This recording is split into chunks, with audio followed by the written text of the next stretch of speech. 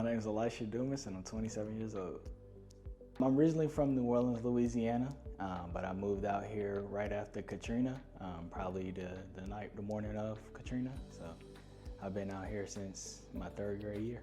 I actually went to church out here on the west side at St. Teresa Catholic Church, actually where I had my first communion at. So that's really where I got my experience of the west side and been wanting to move out here ever since.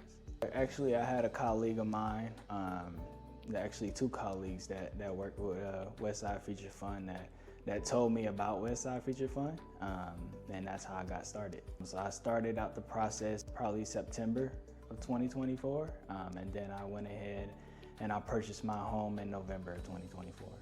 And so it took me a minute after my closing date, but I moved in right in like December, middle of December.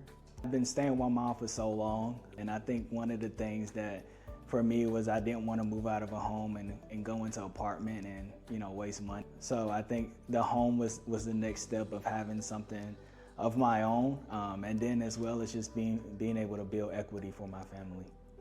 I would say the hardest part of the process was just all of the paperwork that you had to find. Yeah, Tamika was great.